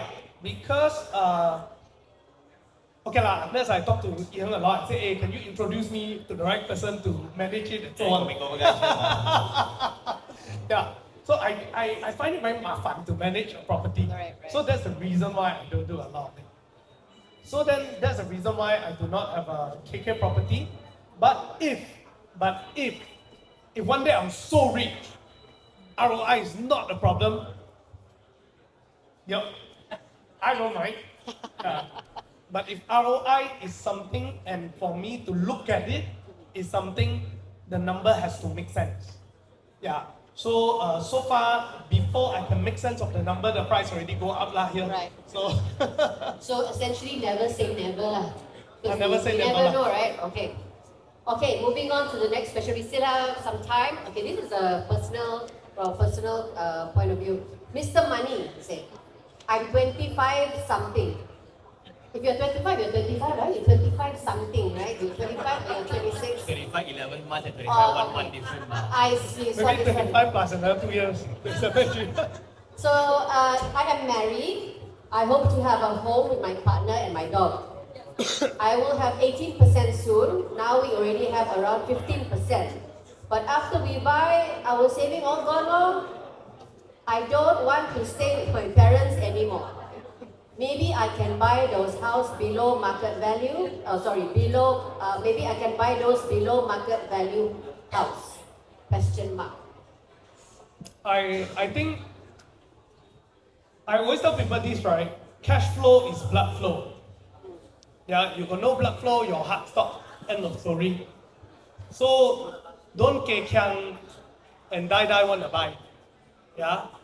And in terms of property for staying, your problem you want to solve is you don't want to stay with parents, ma.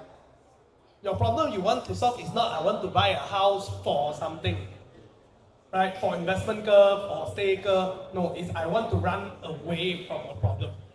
Then focus on that problem, and that problem now can be solved with I rent a house. So who tell you must buy?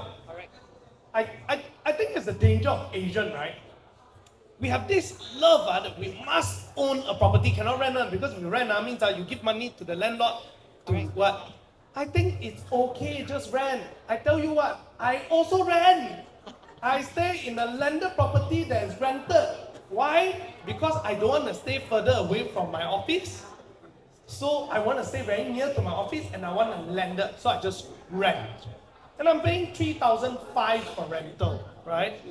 Yeah, it's cause why? I just prefer it that way. Now, do I have my own house? Yeah, I have a house in Kiara also. I also rent out to people lah. So Full circle lah. yeah, so my point is this, right? If you're asking that question and if the main key there is to run away, you don't want to stay with your parents, you should consider renting as well. Because by making an emotional decision to just buy a property simply because you desperately want to move out, you are putting yourself in a position where there's a high chance that you will make a decision that you'll regret. And property is not like buying a bag 30 years ago. Completely. Okay. Do you want to? Okay, the goal is not to be a homeowner, the goal is to be a property investor. Be a landlord. Okay? You move out, rent a place, and you should never be a homeowner. Why? You're not going to have children. Whether this one is going to be your wife or not, also I don't know. Okay, but let's put it aside first. The only time you want to have a home is when you want certainty on your tile color. This color not ngam this year. Change her, but if it's not your house, you cannot change. So die have a household, and that will be about 45 years old. You are 25, chill. Then maximize your money. Instead of buying sub-sale with 18%, go with new. Go new with minimal down payment, but still the rental can cover installment one. Then whatever 18% that you have, put into other alternatives, because at this stage, flexibility is top priority. You're not sure whether tomorrow you get fired or not. Then you want to commit to a 35 years loan. Wow. Get it? Okay, next. All right. Can I add on a little bit? Of course you may. Yeah, just very quickly, right? I want to tell you that actually home rental is not that bad one.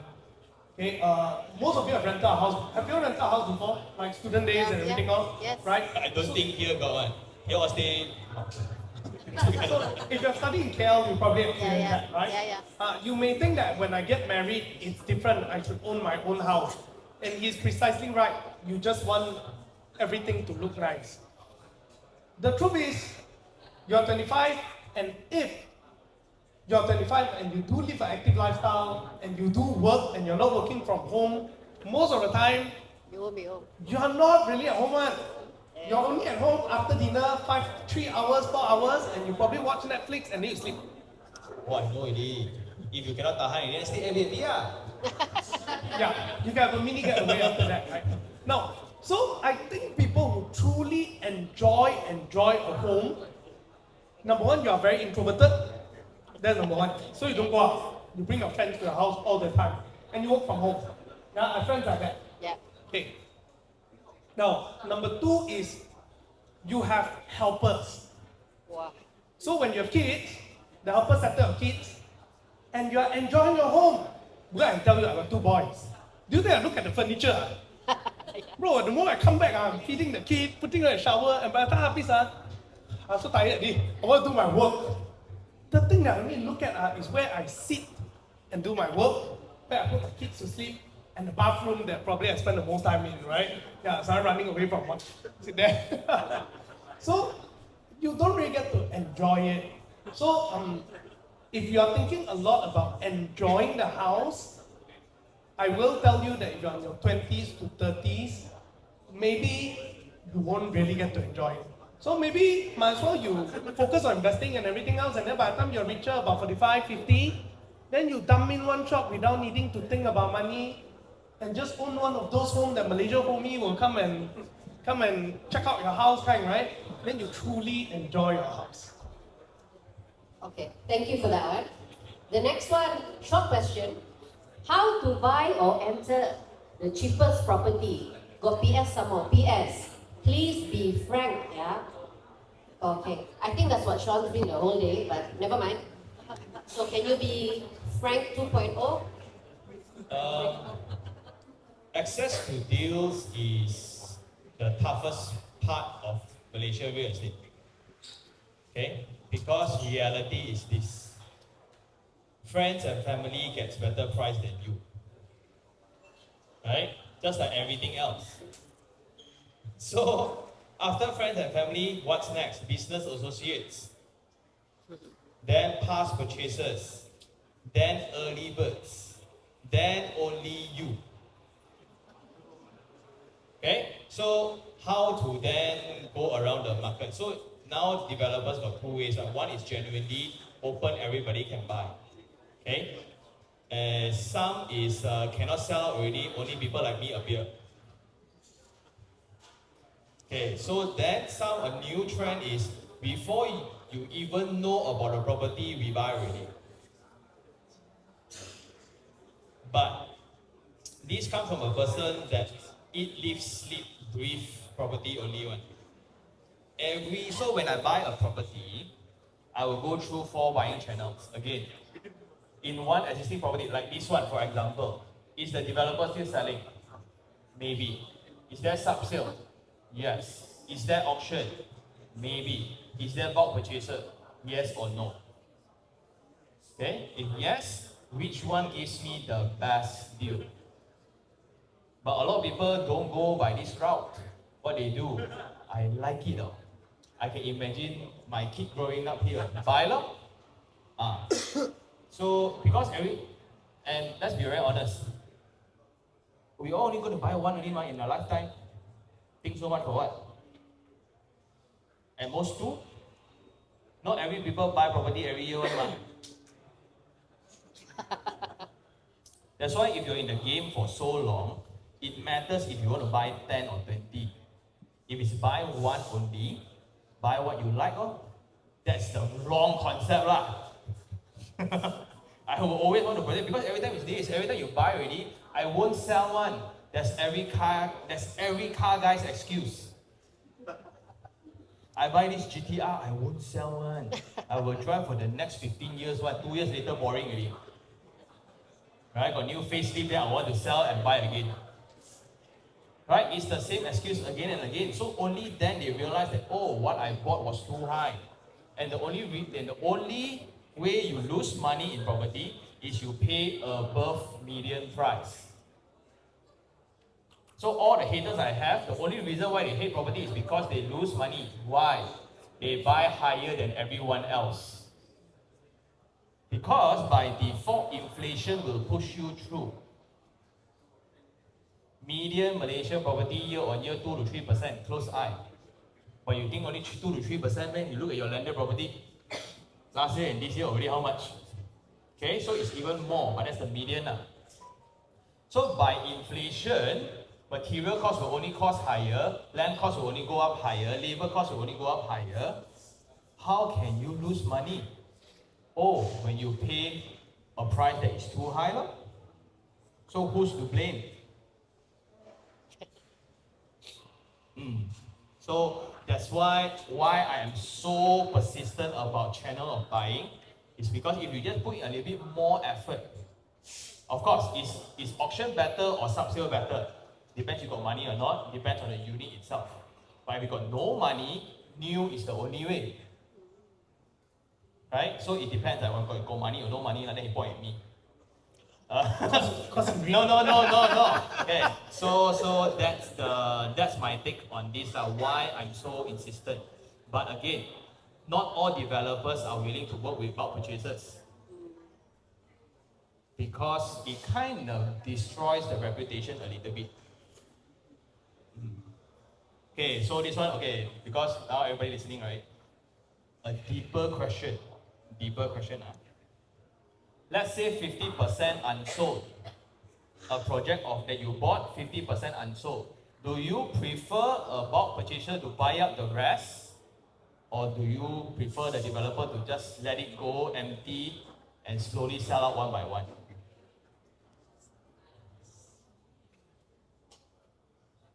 So do you want a normal owner to be your competitor, or do you want the developer to be your competitor when you want to sell? So quiet. Then should you blame the bulk purchasers, or should you blame the developer? This is what I do when I'm free. Everyone has their hobbies. So I talk until No nobody want to talk to me. I talk to ChatGPT. Yeah, so this is really the really deep thoughts, right, about property ownership. It's way beyond than just getting the keys and celebrate, roll the pineapple. No. Okay, that's the easy part and fancy part. Okay, so again, always look for the cheapest source of buying. Cheapest. Because we are talking about property, not fish or seafood. Because like this one is like wholesale. Yeah, but wholesale, not fresh only. It's clearance stock. Property clearance stock is the same property, you know. There's no expiry date one. I think he highlighted something that's very real in this society today, which is that's the pros and cons of a capitalistic society, right? The hardest part about property when you talk about purchase price is actually not really about evaluating the property. The one quite easier, you just learn, you watch a lot of iherng, you get it. The hardest part is actually to be able to come to a position where you can get access, right? Then you get cheaper. But unfortunately, that's also something that is the hardest of all. Because I don't think anyone here, if I say, hey, if you wanna be able to buy certain stocks cheaper, you just need to be a friend of the owner of the thing. Then you'll be like, how do I even go and get to know the person, right? That's the problem, right? So I think these are part and parcel. Definitely you can work your way through. But also this, imagine when let's say I'm a developer and so many people come to me and say, hey, can you give me a better price? Hey, you cheat me and then how to earn? Sure, I got a quota. So yes, if you're prominent enough to make sure that you always get a quota, fantastic. And yes, it comes with a buying track record, right? I give you a very simple one, right? There are times that when we work with developers, they are quite encouraging for us to buy and we get a different price. Sometimes we get a different price. Sometimes up to about like 7 to 8% discount if I want. But I didn't buy now. Right? I've got no money to buy. Yeah, okay, that's not my focus at this point. That's not my focus. I'm still pretty much focusing a lot of other things. So then the question is this. If you see a particular property very good and you really, really believe in it, then the question now is, remember to talk about the margin, right? Because you must remember 90% of the population will be normalized. So only 10% of people can get the different rate one. Even bulk buy, there's limited seats one. That's why you have to log in. So that side is, it's hard to believe. If it's a hard to believe number and you really make a right bet, then you get it right. Because sometimes it will look very shady also. Like you sure or not, this place bulk buy, sure mati one. And yes, maybe out of 10 bulk buy deals, 6 will mati, 4 do well, or 80-20, whatever it is. That's good. Yeah, because I'm always in the money making one. I didn't see the money losing one. Yeah, they are money losing one. A lot of bulk quite purchases many. also die one. But at least you got friend. So that's why you need to combine these two, the knowledge and then the access to the deal. Now, so when you have, say, a knowledge like iherng kind, right? But you don't have the access of the deal. That's when you have to think very differently. And you have to ask yourself, can time wait for me? Let's say, I give you an example, simply because we are here and then we are invited by Jesselton, right? So let's say you think about Jesselton, right? Then you really want to ask yourself this question, do you want to wait later and after everyone buy, then I buy sub-sale? Or do you want to buy now? That's when iherng actually talks a lot about it in terms of median price, this and that. And that's when you look at data, for example, how much the price increase year on year has been, and you do an estimation, right? So let's say I estimate the price increase of this particular property to be 20%. Okay, cannot be 20%. Let's say 8% a year. Okay, 8% a year. Rental rate goes up by X amount a year. If I were to wait for the sub-sale batch, which is after everyone take key, sure some joker, no money by then want to sell. Can I have the confidence that I can get it at a rate where it can cover my installment? You take that number, you discount another 25%, because you can be at least wrong by 25%. And that's already quite confident. Yeah. Then you ask yourself, if I think this works, then yes, I wait. But if I don't think this works at all, then I don't wait, if you got money, right?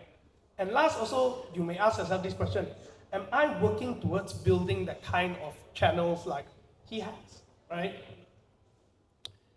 That one, I think only you will know, because you will look at your current network and you will ask yourself, is it possible for me to build it? Yeah, because for some people, it is easier to build, some people it's harder to build. I have to admit, like for my position, it's much more easier to build, because I'm one arm's length away, right? I don't talk about property a lot, but at least I have a prominent channel, right? So there is question about access that you have to ask yourself. Another option, go and work for iherng. Not hiring. Okay? Not hiring. Yeah, so that's about it. Not enough to eat already now. The last point is this, right? Yes. Remember I said 90% of people are going to buy at normal price? So don't worry. You still got 90% of people who are going to be like you. So yes, while there are 10% who can get a different price, as long as that 90% kind of calculation is correct, you are safe. Yeah.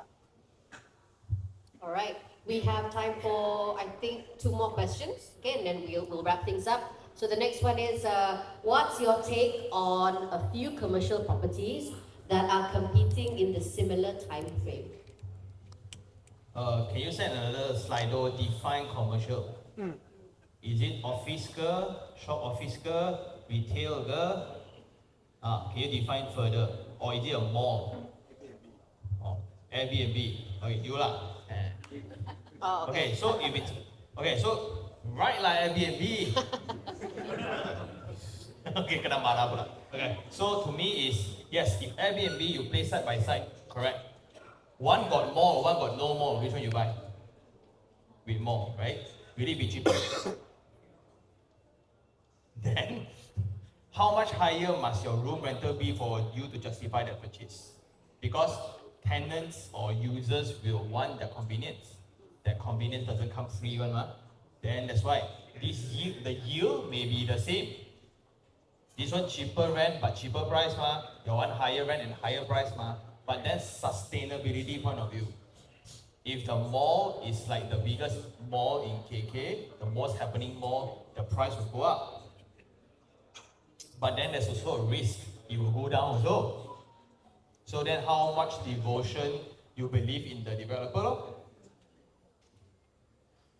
That's why in what we do is, who is operating the mall? That is very big in terms of my investment.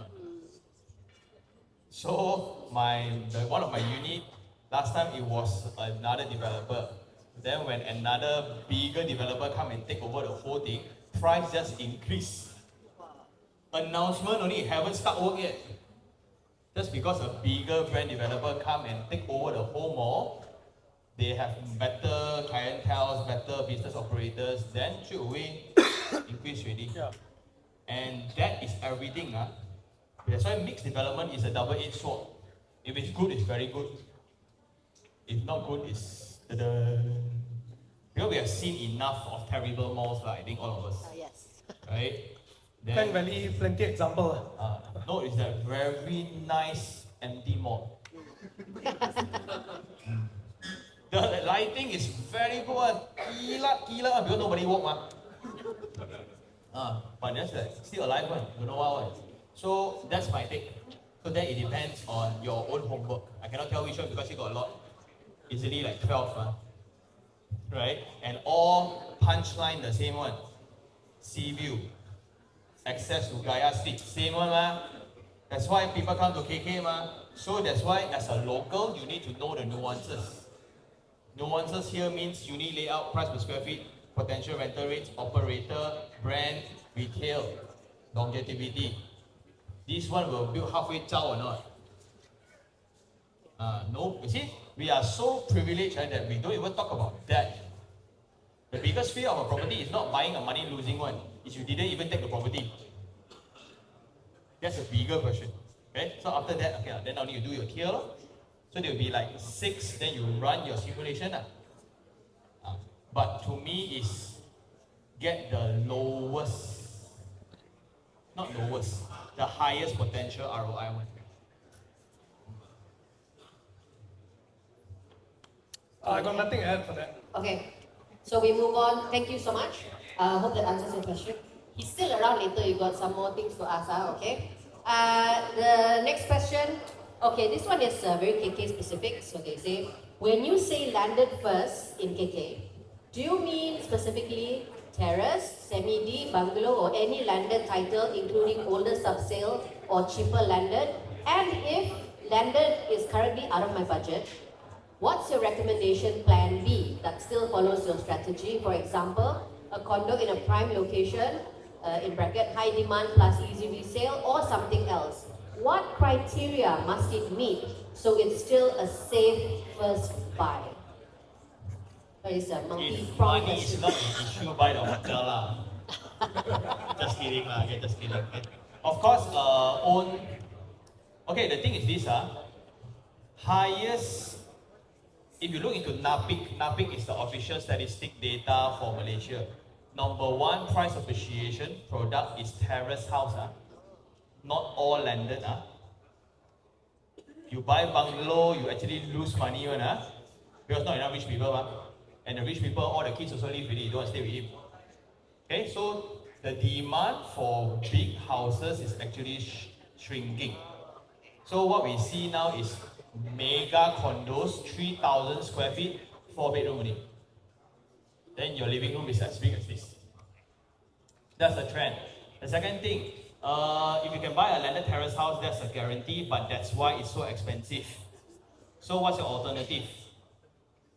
If you are that 25-year-old one, you can somewhat just chill and rent first, then rent first. Get something that can make money first. Because I do think a home conversation is about 40 to 45. Okay? So if you cannot buy the landed, means you are not there yet. A condo can or not can. But if you're from KK, right? Mommy, you got extra room.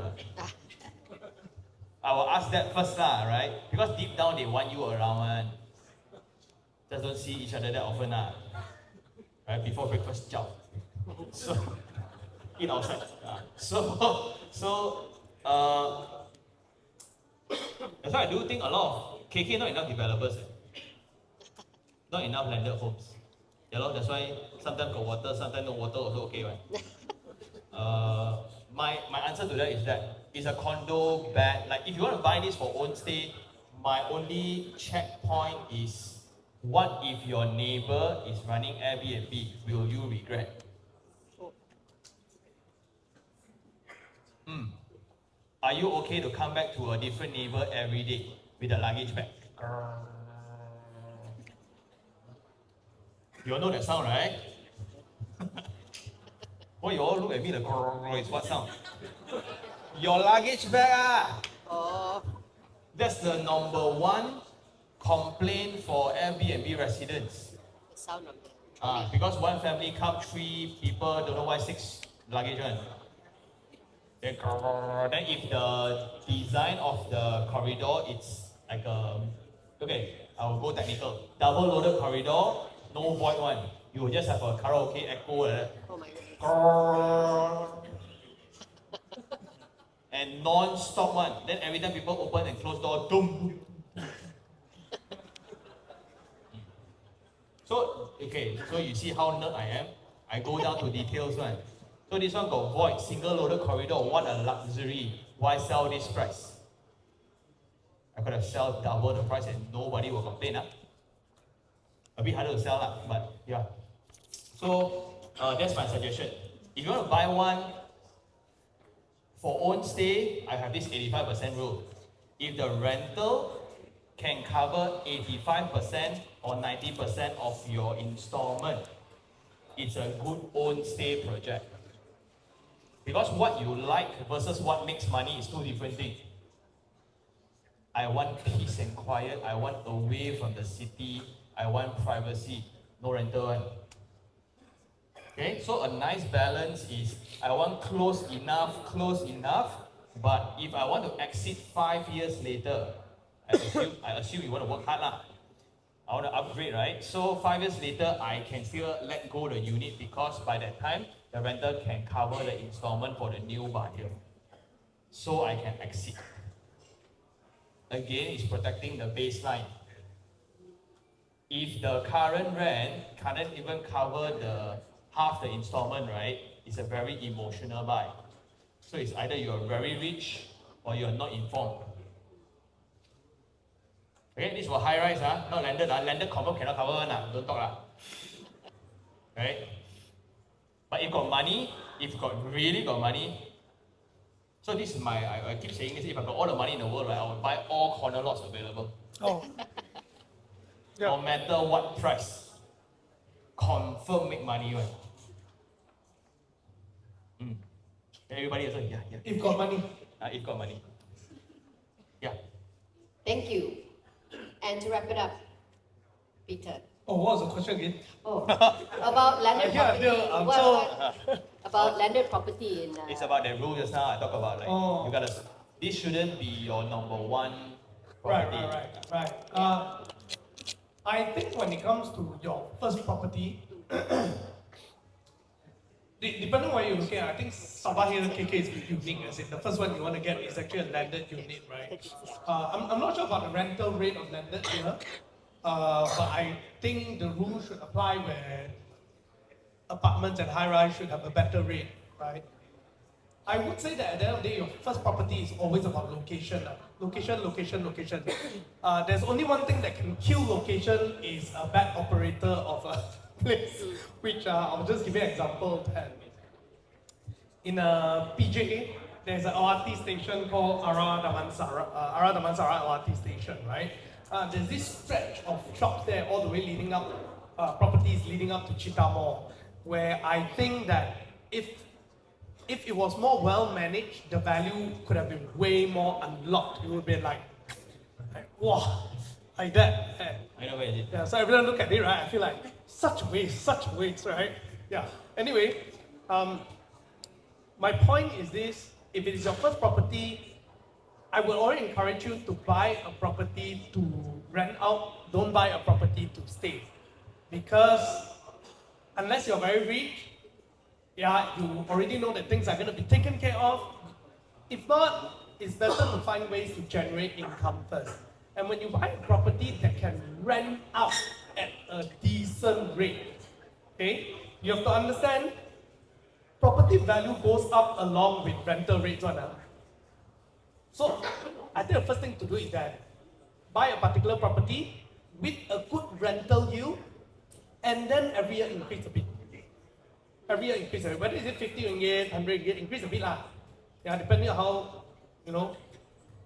Then after about 5 years, you decide again for yourself, or 6 years, you're going to avoid RPGT and so on, right? Then decide again what you want to do with it. But generally, the key thing here is location. Choose a location that will get you the kind of ROI. Don't go and say, I want to buy all the way far away, like you mentioned just now. I think humans are very weird one. We like to give ourselves reasons. Like for example, if you want to stay in a semi-D house, but you know you can't afford it in town, then you say, I want to buy further away because it's cheaper, and you start selling yourself the idea that it's such a nice place, who wouldn't want to stay there? I can tell you lah. A lot of people don't want to stay there lah.